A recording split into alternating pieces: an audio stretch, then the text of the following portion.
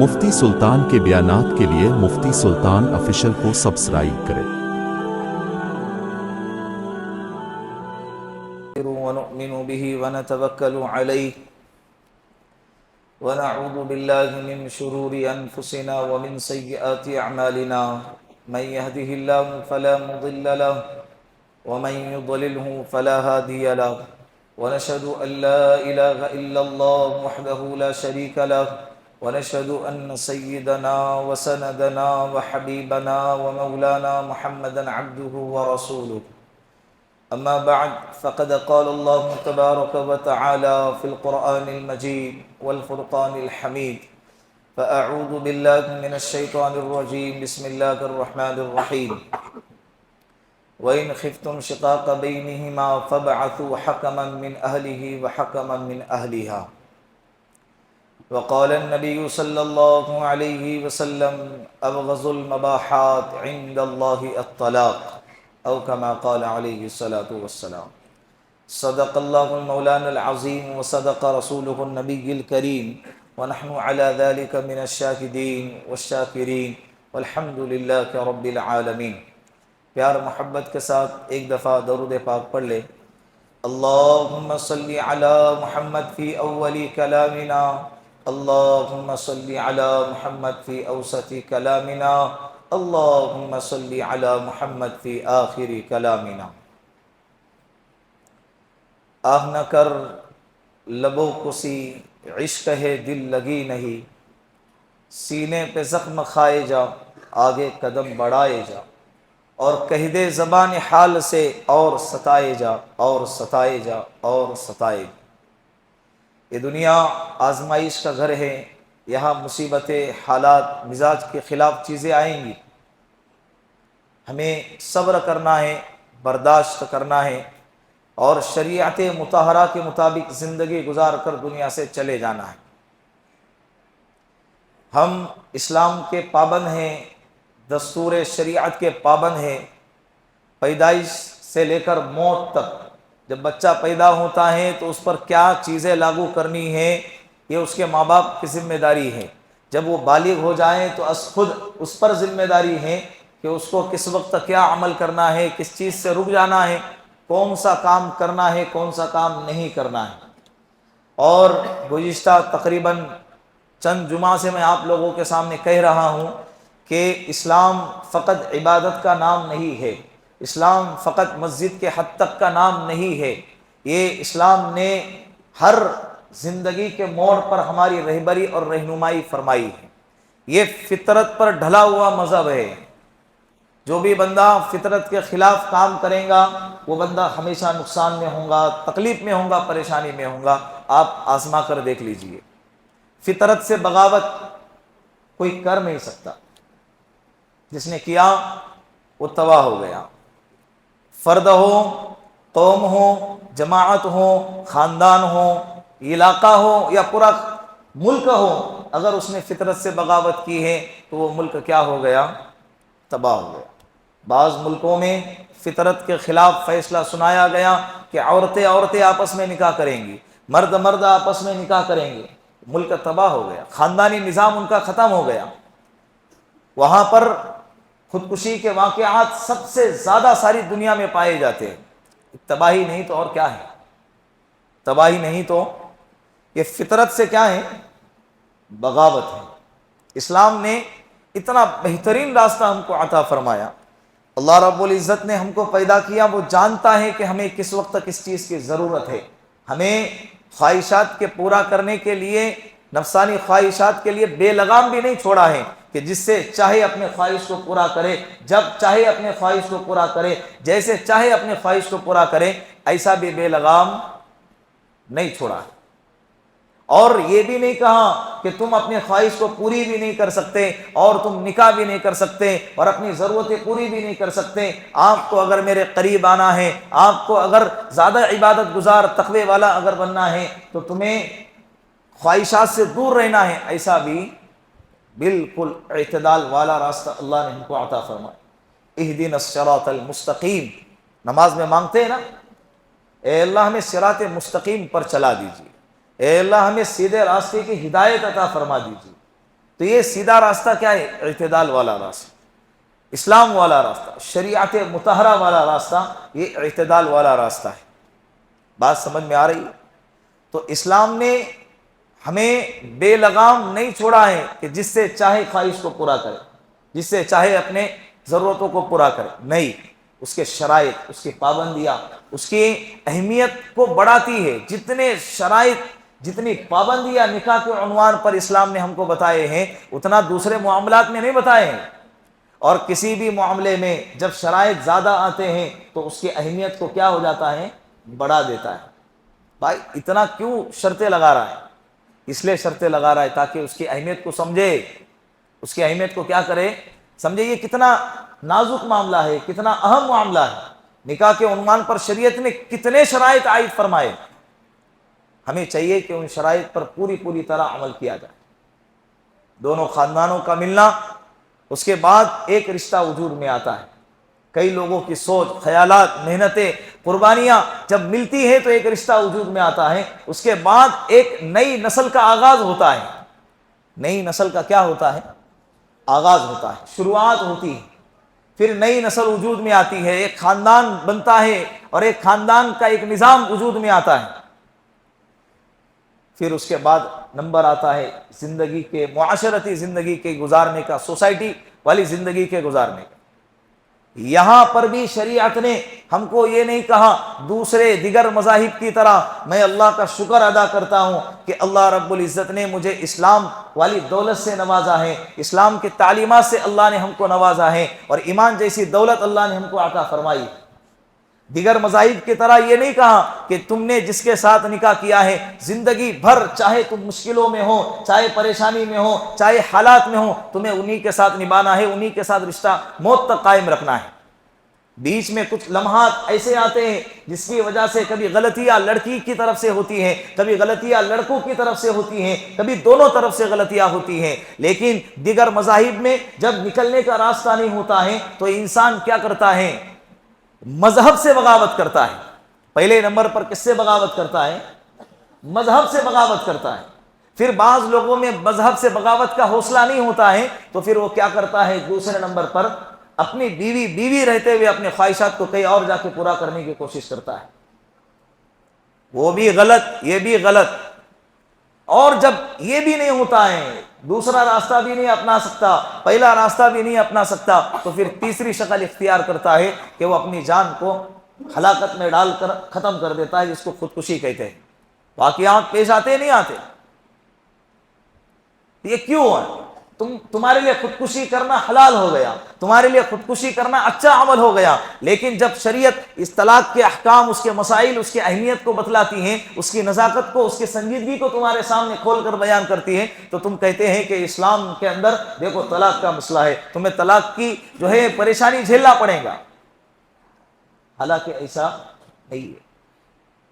شریعت کا اصل روح یہ ہے کہ نکاح والے رشتے کو ہمیشہ قائم رکھا جائے۔ نکاح والے رشتے کو کیا کیا جائے؟ ہمیشہ قائم۔ یہ اسلام کی روح ہے، یہ اسلام کا اصل رخ ہے کہ شریعت کہتی ہے کہ نکاح والے رشتے کو ہمیشہ تم قائم رکھو، اس پر قائم دائم رکھو۔ یہ اسلام کا رخ ہے، یہ سمجھنے کی ضرورت ہے، یہ سمجھنے کی۔ لیکن اگر کچھ موڑ اگر ایسے آ گئے، اسی لیے شریعت نے دیکھے کتنے احکامات سخت نازل فرمائے۔ اگر کوئی بندہ نکاح کرنے کے بعد بغیر کسی شرعی عذر کے اپنے بیوی کو طلاق دے دیتا ہے تو یہ اللہ کی نظر میں گر جاتا ہے۔ کل قیامت کے دن جو عورت بغیر کسی شرعی عذر کے اپنے شوہر سے طلاق کا مطالبہ کرے، یہ جنت کی خوشبو نہیں سونگیں گی۔ اللہ کے نزدیک، ابو داؤد کی روایت ہے کہ اللہ کے نزدیک سب سے زیادہ ناپسندیدہ عمل وہ ہے کہ آدمی ایک عورت سے نکاح کرے، اپنے خواہش کو پورا کرے اور اس کو طلاق دے اور اس کے مہر کو بھی ہڑپ کر دے۔ یہ اللہ کے نزدیک سب سے برا عمل ہے۔ اللہ کے رسول صلی اللہ علیہ وسلم نے فرمایا، ابغض المباحات عند اللہ الطلاق، حلال چیزوں میں سب سے زیادہ مبغوض، سب سے زیادہ ناپسندیدہ عمل اگر اللہ کو ہے تو وہ کون سا ہے؟ بولو، طلاق ہے۔ نہیں ہے پسند اللہ کو۔ آپ کہوں گے کہ یار مولوی صاحب آج کیا ٹاپک لے کر بیٹھ گئے؟ اچانک سفر کے مہینے میں طلاق کہیں دور دور سے نظر نہیں آ رہا ہے۔ معاشرت کے اندر طلاق کے کیسز ہمارے معاشرے میں کہہ رہا ہوں، ہمارے مذہب کے ماننے والوں میں ابھی حال فی الحال کے اندر طلاق کا ریشو زیادہ ہو گیا ہے، طلاق کے کیسز بڑھنے لگے ہیں۔ تھوڑی تھوڑی بات پر ٹاپک، مسئلہ، وجہ اتنی اہم نہیں ہے کہ جس کی وجہ سے طلاق دینے کی نوبت آئے یا طلاق لینے کی نوبت آئے۔ کیسز دارالقضاء کے اندر بھرے پڑے، کورٹ کچہری کا جب دارالقضاء سے جلدی سے فیصلہ نہیں آ رہا ہے تو انسان کہاں کا راستہ اپنا رہا ہے؟ کورٹ کچہری کا اپنا رہا ہے۔ انہیں پھر تمہارے رشتوں سے، رشتے ناتوں سے، جذبات سے اور اولاد سے، اولاد کے شفقت سے کوئی لینا دینا نہیں ہے۔ آپ نے ایک گڈی اور ایکسٹرا پکڑا دی، وہاں پر سے آپ نے جو کہا وہ آپ کے لیے لکھا جائے گا، آپ جس چیز کا مطالبہ کریں گے وہ آپ کے لیے لکھا جائے گا۔ کیسز تیزی کے ساتھ بڑھتے جا رہے، اور بڑے لوگ اور پرانے زمانے کے جس کا نکاح ہو چکا ہے ایسے لوگوں کے کیس سامنے نہیں آ رہے۔ ابھی حالات جو چل رہے ہیں نا، جنریشن جو نئی ہے، جو نوجوان قسم کے جو لوگ ہیں، ابھی جن کا 3 سال پہلے نکاح ہو گیا، 5 سال پہلے نکاح ہو گیا، سال 1.5 سال ہو گئے نکاح ہونے کو، ایسے لوگوں کے کیسز مارکیٹ کے اندر آ رہے۔ اس ہفتے کے اندر تقریباً پچھلے جمعہ سے لے کر اس جمعہ کے درمیان 4 کیس میرے اپنے چھوٹے سے ذات کے سامنے آئے ہیں طلاق کے، جس کا فیصلہ ہو چکا ہے۔ اور چاروں کی وجہ جب میں دیکھتا ہوں تو چاروں کی وجہ مجھے نظر آتی ہے کہ وہ طلاق لینے کی جیسی وجہ نہیں تھی۔ یہ ہو رہا ہے ابھی میرے سامنے، جب اتنا ایک ہفتے میں آ رہا ہے تو اوروں کے پاس کتنے جا رہے ہوں گے، کورٹ میں کتنے جا رہے ہوں گے، دارالقضاء میں کتنے جا رہے ہوں گے۔ یہ حالانکہ گناہ ہے، اللہ کا عرش ہل جاتا ہے، طلاق سے اللہ کا عرش کیا ہوتا ہے؟ ہل جاتا ہے۔ شیطان سمندر پہ روزانہ اپنا تخت لگاتا ہے، اپنی محفل لگاتا ہے، کارگزاری سنتا ہے کہ بھائی بولو تم نے کیا کیا، آج دن بھر کی کارگزاری سناؤ۔ ان کی کیا کارگزاری ہے؟ یہی کہ کس کو ٹوپی پہنایا، کس کو دھوکہ دینے کے لیے مجبور کیا، اور کس کو گناہ میں مبتلا کیا، کس کو زنا میں مبتلا کیا، کس کو شراب کے پینے پر مجبور کیا، کس کو نماز سے دور رکھا، کس کو مسجد میں آنے سے دور رکھا، عجیب و غریب خیالات اور کام کے تقاضے اس کے ذہنوں میں ڈالا، جس کی وجہ سے یہ بندہ مسجد میں آیا ہی نہیں، نماز اس نے پڑھا ہی نہیں۔ تو کارگزاری سناتے آج میں نے یہ کیا، 10 لوگوں کو نماز سے روکا، میں نے فلاں کو زنا میں مبتلا کیا، میں نے فلاں کو شراب پینے پر مجبور کیا، میں نے 2 دوستوں میں جھگڑا لگا دیا۔ ایک غریب شریف شیطان ان کے اس خود کے اپنے گمان میں یہ سوچ کر بیٹھا ہوا ہوتا ہے کہ بھائی میں نے تو، یہ تو بڑے بڑے کارنامے انجام دینے والے لوگ ہیں، بڑے بڑے کمپنی ڈبانے والے لوگ ہیں، میں نے تو کچھ بھی نہیں کیا ہے۔ جب اس سے پوچھا جاتا ہے کہ تو نے کچھ کیا، کہا کہ زیادہ کچھ تو نہیں کیا ہے، میں نے صرف اتنا کیا ہے کہ میں نے 2 میاں بیوی کے اندر آپس میں طلاق کرا دی۔ وہ ان کا باس اپنے جگہ سے کھڑا ہوتا ہے، سب کو بیچ میں سے ہٹا دیتا ہے اور کہتا ہے کہ بھائی سب سے بڑا کام تو تو نے کیا ہے، آجا گلے مل لے۔ اس کو گلے مل کر اپریشیٹ کرتا ہے کہ تو نے جو کام کیا ہے وہ یہ سارے کے سارے مل کر بھی نہ کر سکے، اس لیے کہ انہوں نے جو لوگوں کو جرم میں مبتلا کیا ہے، یہ اس کا جرم ذاتی انفرادی ہے اور اس کا نقصان اس کے حد تک ہے، لیکن تو نے جو کام کیا ہے اس کا نقصان دونوں خاندانوں میں، دونوں نسلوں کے اندر اور آتی نسلوں کے حد تک اس کا نقصان باقی رہنے والا ہے، جس کی وجہ سے اللہ کا عرش کیا ہوتا ہے؟ ہل جاتا ہے۔ ہم اس کو معمولی سمجھتے ہیں۔ طلاق کیوں دی جاتی ہے؟ اس کے چند وجوہات ہیں جو میں آپ لوگوں کے سامنے آج بیان کرنا چاہتا ہوں۔ ان وجوہات سے ہم انشاءاللہ آج دور رہیں گے۔ ہماری نئی جو جنریشن ہے، جو نوجوان ہیں، ابھی نکاح کر رہے ہیں، نکاح کے جوش میں بس نکاح کرنا ہے، جیسے نکاح ہو گیا اور جو نکاح کا خمار ذہن میں ہوتا ہے، چند مہینوں کے بعد جیسے نکل جاتا ہے تو وہ عورت بوجھ بننے لگتی ہے، اس عورت کے اندر کمیاں نظر آنے لگتی ہے، اس عورت کے اندر نقصان نظر آنے لگتے ہیں، عیب نظر آنے لگتے ہیں، پھر چڑچڑا پن، پھر پابندی، پھر قید، پھر تکلیفیں شروع ہو جاتی ہیں، پھر انسان آزادی کے خیالات اور آزادی کی زندگی گزارنے کی کوشش کرنے لگتا ہے، جس کے نتیجے میں تھوڑی تھوڑی بات پر طلاق کی نوبت آ جاتی ہے۔ ایسا ہو رہا ہے یا نہیں ہو رہا ہے؟ بولو۔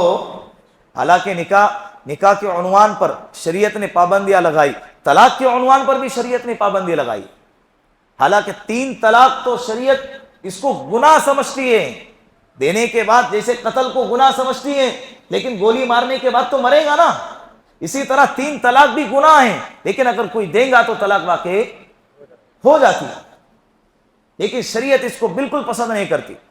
اور حلالے کا تو اسلام میں کوئی تصور ہی نہیں ہے۔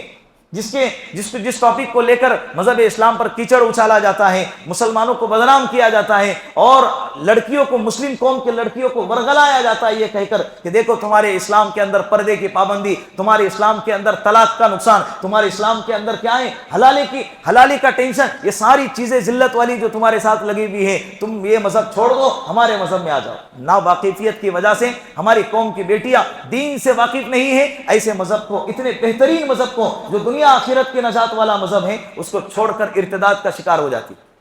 یہ کیسز ہمارے سامنے آئے، آپ بھی دیکھتے ہوں گے اپنے ارد گرد کے ایسے کیسز کو، ایسے آپ کے کانوں میں بھی گرتے ہوں گے ایسے واقعات۔ تو چند وجوہات ہیں جس کی وجہ سے آج معاشرے کے اندر تیزی کے ساتھ طلاق کا ریشو بڑھتا جا رہا ہے۔ ان وجوہات کو ختم کرنا بہت ضروری ہے۔ نمبر 1، دینی تعلیم سے ناواقفیت۔ لڑکا بھی لڑکی بھی، لڑکا لڑکی کے حقوق کو نہیں جانتا، لڑکی شوہر کے حقوق کو نہیں جانتی، لڑکی کے ماں باپ کی کبھی دخل اندازی، لڑکے کی سسرال، لڑکی کا جو سسرال ہے اس کی طرف سے بیجا ٹوکا ٹوکی جو آنے والی بہو کی طرف سے ہوتا ہے، یہ بیجا پابندی، بیجا اس کے اوپر نظر رکھنا، بیجا طعن و تشنی اور اس کو لان تان کرنا، لوگوں کے سامنے، خاندان میں، معاشرے میں اس کو ذلیل کرنا، یہ دین سے ناواقفیت کی وجہ سے، دینی تعلیم سے ناواقفیت اور کمی کی وجہ سے یہ ساری وجوہات سامنے آتی ہیں۔ اور انسان پھر کیا ہوتا ہے، اس کو معلوم نہیں ہے طلاق کی کیا نقصانات ہیں۔ بھائی میرے کو اس سے آزاد ہونا ہے، سیدھے سے دھڑلے سے اس سے طلاق لے لو یا اس کو طلاق دے دو۔ طلاق کا اختیار اللہ نے مردوں کے ہاتھ میں رکھا ہے، یہ اللہ کا شکر ادا کرتے ہیں ہم۔ اگر عورتوں کے ہاتھ میں رکھتا تو اس مسجد کے اندر جتنے بیٹھے ہیں اس میں سے 80% ہم کیا ہوتے؟ بولو، ہم طلاق یافتہ ہوتے ہیں۔ عورتیں طلاق یافتہ نہیں، ہم ہوتے طلاق یافتہ، اس لیے کہ عورتیں جذبات سے مغلوب ہو جاتی ہے۔ مردوں کو اللہ رب العزت نے عقل کے اعتبار سے اور دین کے اعتبار سے کامل بنایا ہے۔ اسی لیے قبرستان میں عورتوں کو جانے سے منع کیا جاتا ہے، اس لیے کہ جب قبرستان میں جائیں گی تو وہاں جا کر وہ نوحہ کریں گی اور واویلا کریں گی، چیخو پکار کریں گی، اپنے جذبات پر قابو نہیں رکھیں گی، وہ فوراً اپنے جذبات سے مغلوب ہو جائیں گے۔ اللہ نے یہ مردوں کے ہاتھ میں رکھا، پھر اس کو بھی پابندی لگائی ہے، طلاق فوراً نہیں دینا ہے، اس لیے کہ 3 چیزیں ایسی خطرناک ہیں کہ جس کی حقیقت بھی حقیقت ہے اور مذاق بھی کیا ہے؟ بولو، حقیقت ہے۔ ایک نکاح ہے، دوسرا طلاق ہے، اور تیسرا وقف کی پراپرٹی ہے، میری 2 گھنٹے زمین ہے میں نے دے دیا، بعد میں بولے میں مذاق کر رہا تھا، نہیں بھائی ہو گیا، وہ کیا ہو گیا، گئی تیرے قبضے میں سے، اب تیرے کاغذات پہ ہے، اس کو نام پہ کرنا پڑے گا۔ تو 3 چیزیں، مذاق، حقیقت بھی حقیقت اور مذاق بھی حقیقت ہے۔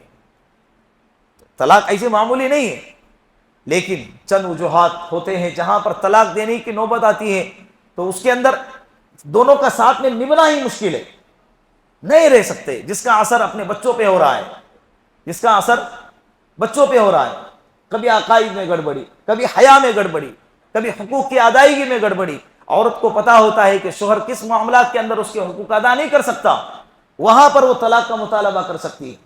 یا کسی موڑ پر ایسا ہوتا ہے کہ شوہر کو طلاق دینا لازمی ہو جاتا ہے، ساتھ میں رہنا اس کے لیے ناممکن جیسا ہوتا ہے، وہاں پر اس کو طلاق دینے کی اجازت دی ہے، تو اس کے بھی چند شرائط، یہ نہیں کہ فوراً اٹھ کر طلاق دے دی، فون پہ طلاق دے دی، میسج کر کے طلاق دے دی، اور بار بار طلاق کی دھمکی دینا، یہ بھی بالکل نالائق پنے کی علامت ہے، بزدلی کی علامت ہے۔ اپنے آنے والی بیوی کو، آنے والی لڑکی کو، جس نے اپنے نام پر، ایک بول پر، اپنے خاندان کو، ماں باپ کو، اپنے رشتہ داروں کو، گلی محلوں کو، اپنے سارے پرانی یادوں کو چھوڑ چھاڑ کر تمہارے ایک بول پر تمہاری زندگی میں آئی ہے، اس کو دھمکی دینا کہ تو نے اگر یہ کام نہ کیا تو تجھے طلاق، تجھے کیا ہے؟ طلاق۔ یہ دھمکی دینا بھی بہت بڑا گناہ ہے، یہ دھمکی کی بزدلی کی علامت ہے۔ تم یہی کر سکتے اور کیا کر سکتے؟ تم یہی کر سکتے نا، اور کیا کر سکتے؟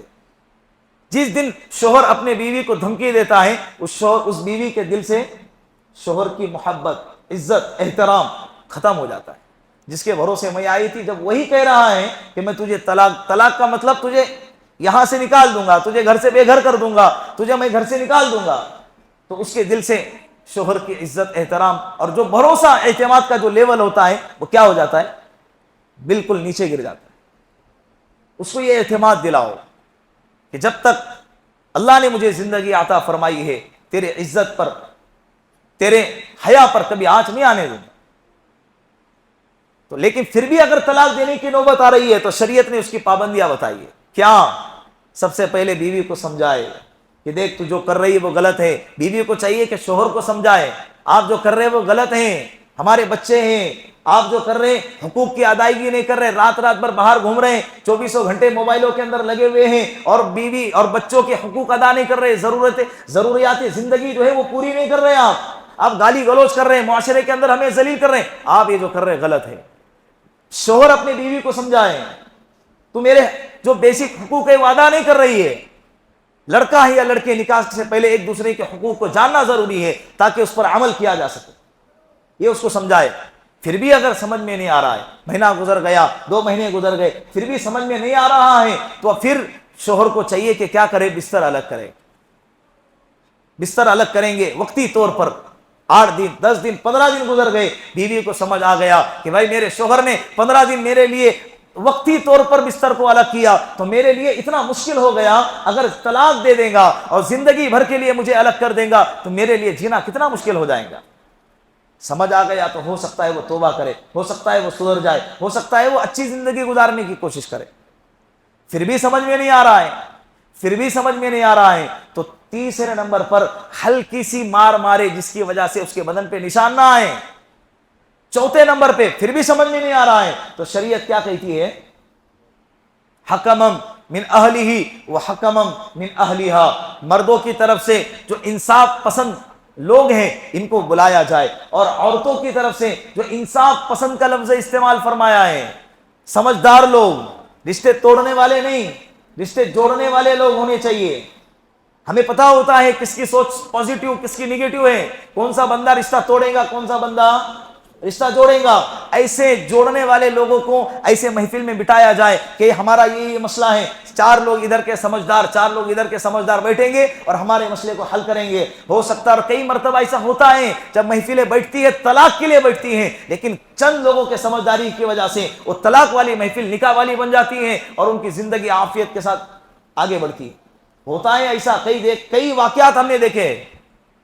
تو ایسے لوگوں کو بٹایا جائے، پھر جب یہ ہوگا، اس کے بعد بھی رزلٹ اگر پازیٹیو نہیں آیا ہے تو شریعت کہتی ہے کہ جب عورت حیض کے دنوں سے پاک ہو جائے تو پاکی کا دن ایام جیسے ہی شروع ہوگا تو شوہر کو چاہیے کہ 1 طلاق دے۔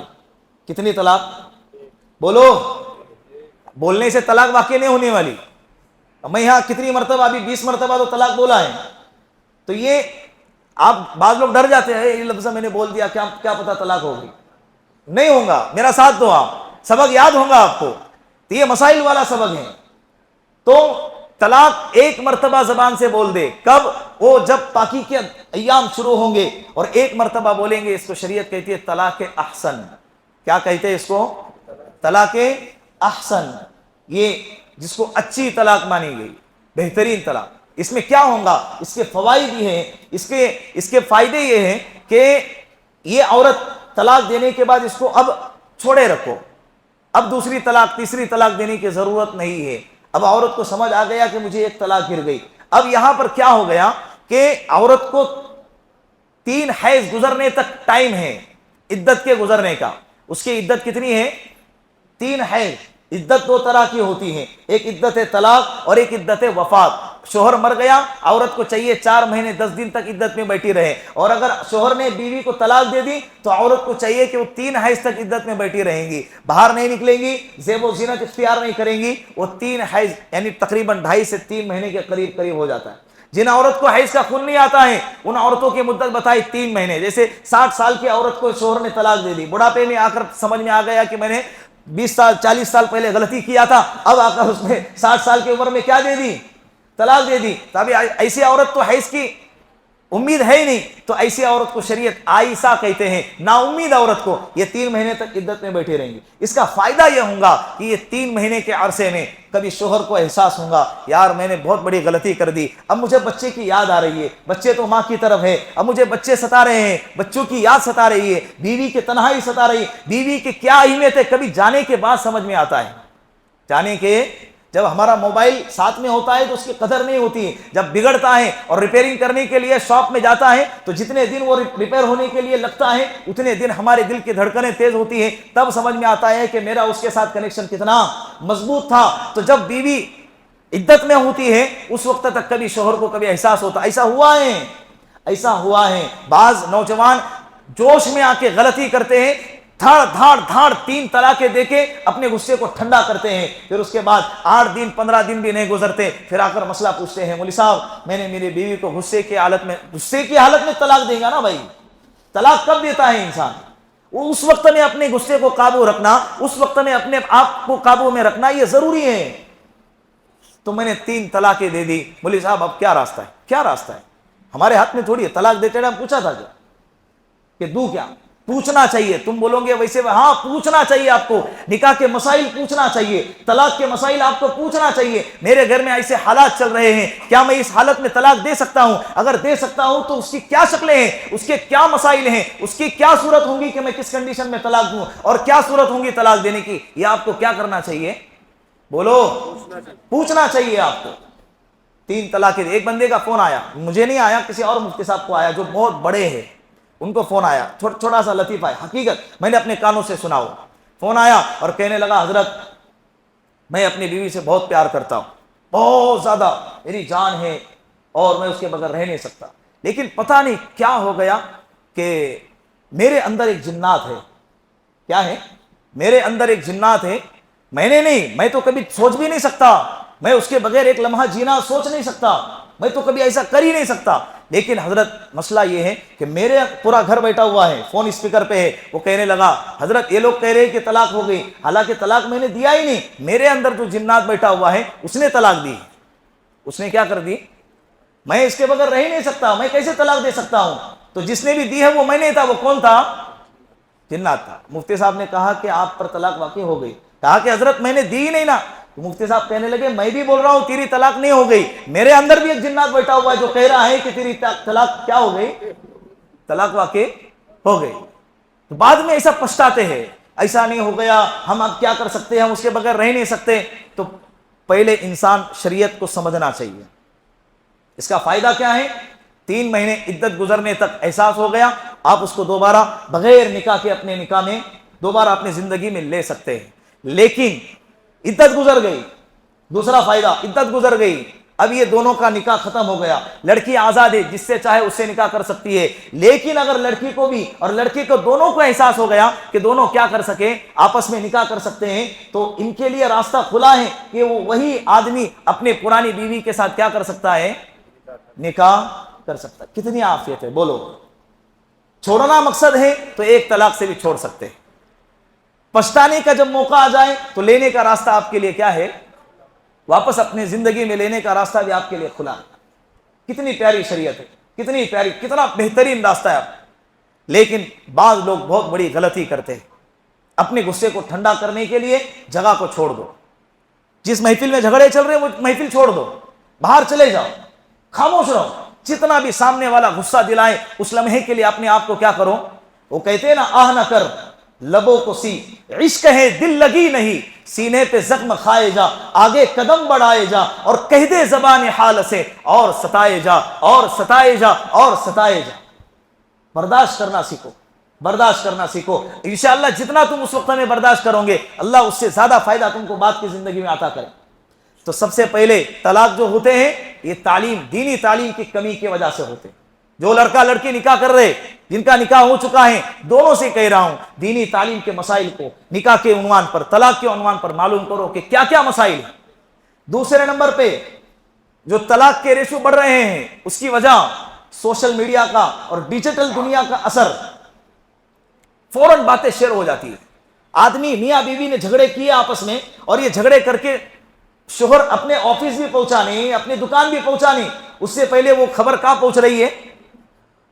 اس کے آدمی شوہر کے سسرال پہنچ رہی ہے، اس کے آفس پہنچنے سے پہلے اس کے ساس کا فون آ رہا ہے، سسرے کا فون آ رہا ہے، ہاں میرے بیٹی کو باتیں سنائے، میری بیٹی کے ساتھ ایسا کیوں ہوگا. اتنے فاسٹ نیوز، یہ تو آج تک بھی فیل ہو گئے.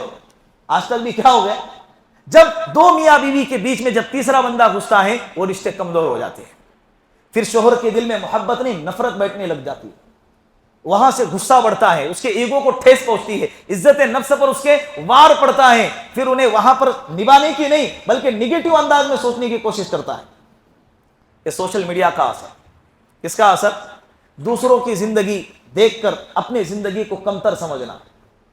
واٹس ایپ پہ، فیس بک پہ، انسٹاگرام پہ، یوٹیوب پہ دوسروں کی زندگی دیکھی جا رہی ہے. سامنے والی عورت بڑے بنگلے میں رہ رہی ہے، سامنے والی عورت بڑے بہترین لباس پہن رہی ہے، سونے کے لچھے گلوں میں ڈال ڈال کر گھوم رہی ہے، اور بڑے بڑے گاڑیوں میں گھوم رہی ہیں، اور میرا شوہر ہے کہ کیا ہے، مجھے 2 وقت کی ٹھیک سے روٹی بھی نہیں کھلاتا.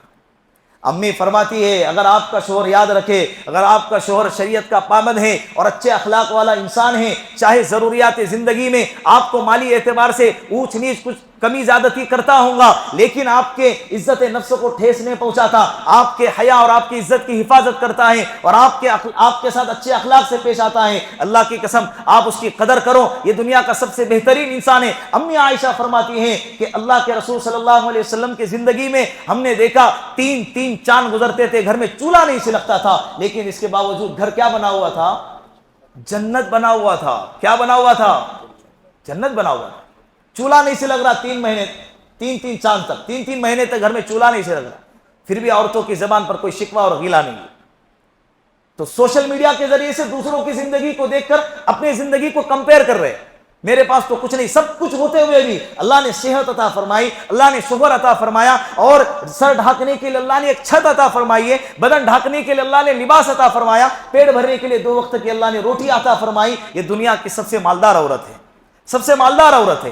آپ اپنی زندگی پہ غور کریں، اللہ نے کتنی نعمتیں آپ کو کتنی نعمتوں سے اللہ نے ہم کو نوازا ہے، اس کا شکر ادا کریں. سوشل میڈیا اور ڈیجیٹل دنیا کا اثر اپنی زندگی میں بالکل بھی نہ آنے دیں. اور بھی چند وجوہات ہیں، وقت اس کی اجازت نہیں دے رہا. زندگی اگر باقی رہی تو انشاءاللہ آئندہ جمعہ کو اسی عنوان کو آگے بڑھایا جائے گا.